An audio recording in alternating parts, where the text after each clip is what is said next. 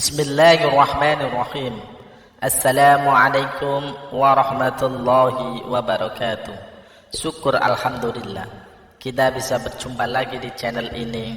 Sholawat dan salam selalu dan tetap tercurahkan kepada junjungan kita Nabi besar Muhammad sallallahu alaihi wasallam. Allahumma sholli ala sayyidina Muhammad wa ala ali sayyidina Muhammad.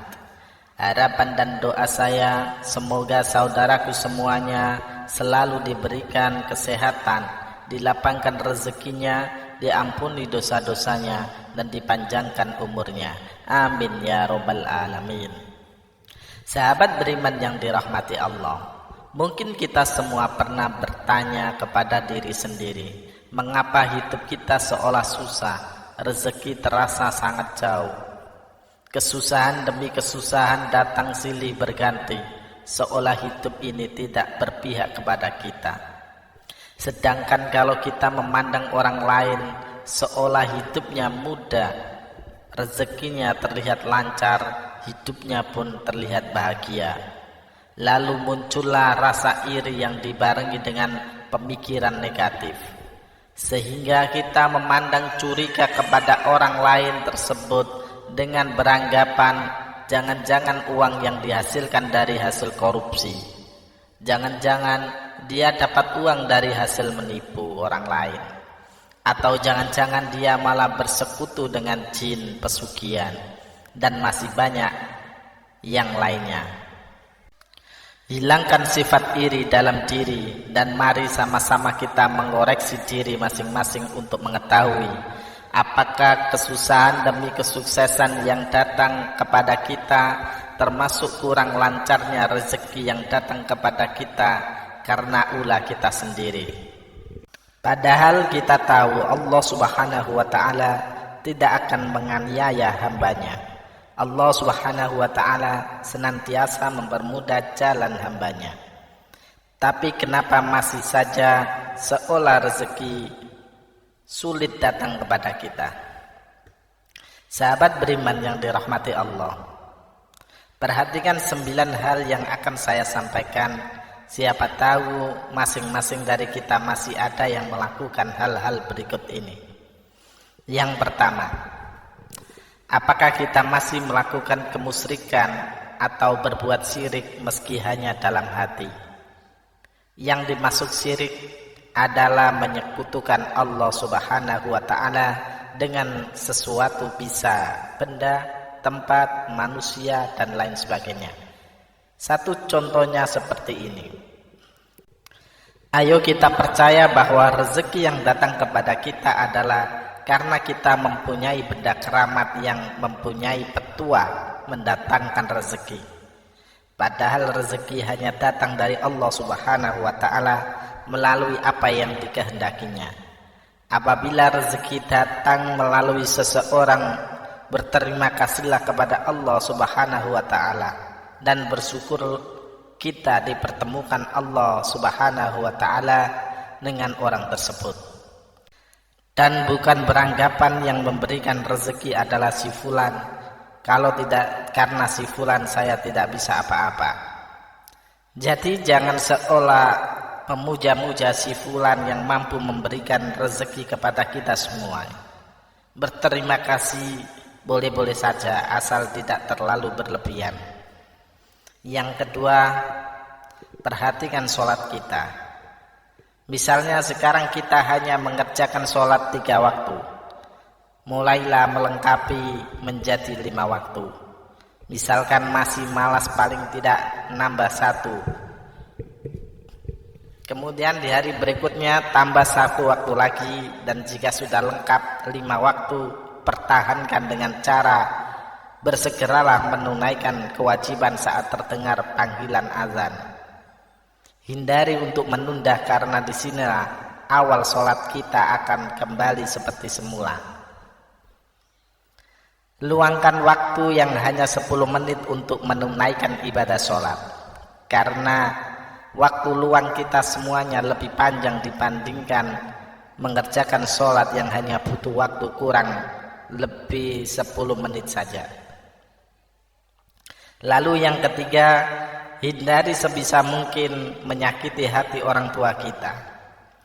Apabila kita pernah berbuat salah atau mengucapkan perkataan yang menyakiti orang tua, mulai sekarang bangunlah dan meminta maaf kepada kedua orang tua kita, karena ridha Allah Subhanahu wa ta'ala ada pada ridha orang tua juga. Lalu bagaimana kalau orang tua kita sudah meninggal, sedangkan kita pernah menyakiti hatinya dan belum sempat meminta maaf? Paling tidak doakanlah mereka dengan doa yang baik dan meminta maaflah kepada Allah Subhanahu wa ta'ala. Karena sesungguhnya Allah Subhanahu wa ta'ala maha belas kasih kepada hambanya. Yang keempat, apakah kita memakan harta yang bukan hak kita? Dalam hal ini sangat luas penjelasannya, namun saya contohkan yang mudah saja. Dari setiap rezeki atau kekayaan yang kita dapat, ada hak dari fakir miskin termasuk anak yatim piatu, yakni 2,5% untuk itu kita sisihkan bagian yang memang menjadi hak mereka dari penghasilan kita. Lalu berikan caranya, bagaimana? Carilah anak yatim piatu, yatim, atau orang miskin di daerah kita tinggal dan berikan hak-hak mereka.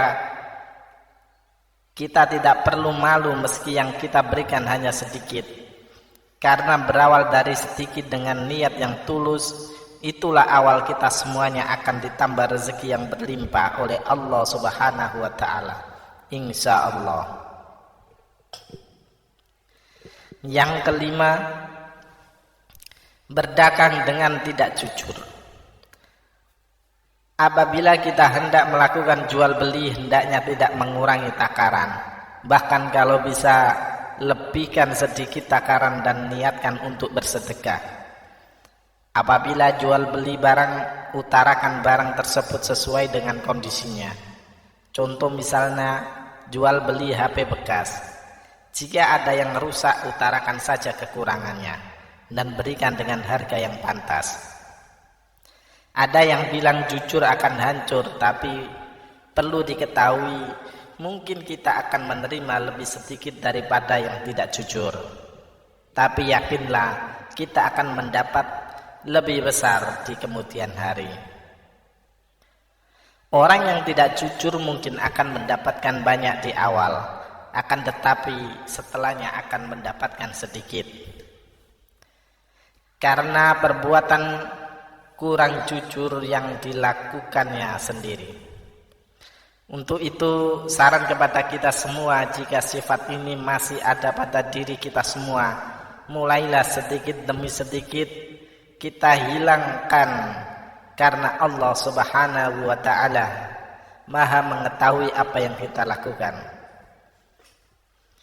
Yang keenam, apabila kita semuanya sudah berumah tangga, hindari untuk menyia-nyiakan atau menyakiti anak maupun pasangan hidupnya. Apabila kita merasa kesal dengan kelakuan anak atau pasangan, kalau bisa cobalah untuk mengoreksi diri dulu. Kenapa pasangan atau anak kita belum mampu seperti yang kita inginkan? Lalu diskusikan bersama dan temukan akar permasalahannya. Apabila masih belum menemukan titik terang, berdoalah dan serahkan semua masalah kepada Allah Subhanahu wa ta'ala. Untuk mencari cara yang terbaik sambil tetap berusaha, insya Allah kita semuanya akan ditunjukkan jalan yang terbaik untuk mengurangi masalah. Karena sesungguhnya Allah Subhanahu wa ta'ala adalah sebaik-baiknya pemberi solusi. Bagi yang belum berumah tangga, ini bisa menjadi pelajaran untuk mendapatkan pasangan baik nantinya. Yang ketujuh, berbohong. Mungkin benar saudaraku berbohong demi kebaikan, tapi perlu diingat, kebaikan yang dimaksud adalah kebaikan untuk siapa. Apabila kebaikan untuk diri sendiri atau orang lain, secara sepihak serasa itu kurang sesuai. Kenapa bisa merugikan orang lain yang kita bohongi dan sifat seperti itu membuat kita jauh dari rezeki Allah Subhanahu wa ta'ala. Cara menghilangkan sifat berbohong tidaklah mudah seperti membalikkan telapak tangan. Akan tetapi bisa kita kurangi sedikit demi sedikit kebiasaan tersebut. Dan mulailah tanamkan dalam diri kita sifat yang jujur. Meski di awal terasa sangat berat, akan tetapi insya Allah ke depannya hidup kita semuanya akan jauh lebih tenang dan lebih nyaman. Bagi saudaraku yang mendengar video ini, bukalah hati kita dan pikiran saudaraku semuanya. Ketika pasangannya ingin mulai bersikap jujur, hindari urusan yang menyalahkan. Hindari untuk saling menyudutkan pasangan, dukunglah dengan perkataan maupun perbuatan yang baik. Dan mulailah untuk saling memaafkan. Insya Allah akan mendatangkan rezeki yang luar biasa dari Allah Subhanahu wa ta'ala. Yang kedelapan, memerintah atau berkuasa dengan sewenang-wenang. Maksudnya adalah apabila sedang menduduki jabatan atau menjadi pemimpin dalam rumah tangga, hindari untuk menyalahgunakan kewenangan demi kepentingan pribadi. Kalau dalam jabatan saya contohkan, memudahkan urusan orang lain dalam hal korupsi atau menipu.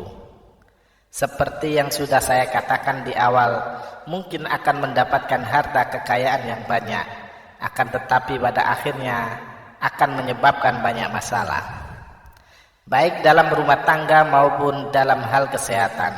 Dan bagi para pemimpin rumah tangga, hindari menyalahgunakan kewenangan dalam keluarga. Misalnya adalah menjadikan pasangan atau anak layaknya pembantu rumah tangga.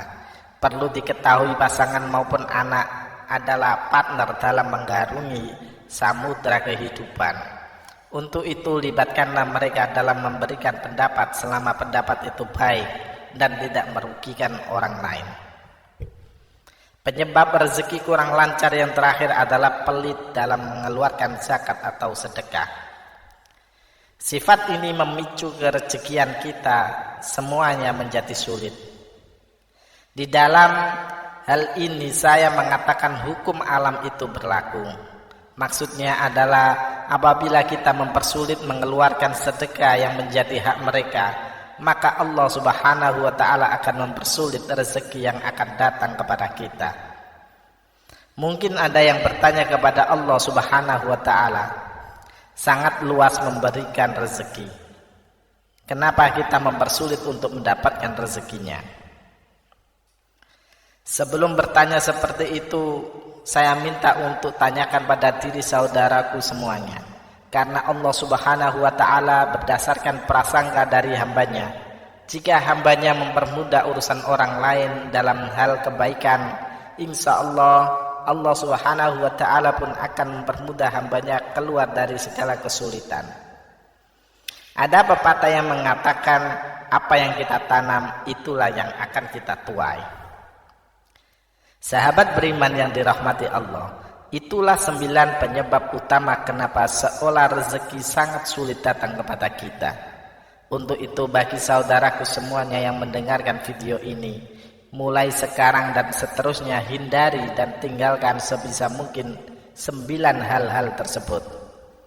Dan mulailah menanamkan kebaikan untuk menuai kebaikan pula. Wallahu a'lam bishawab. Demikian yang bisa saya bagikan. Semoga bermanfaat untuk kita semua. Assalamualaikum warahmatullahi wabarakatuh.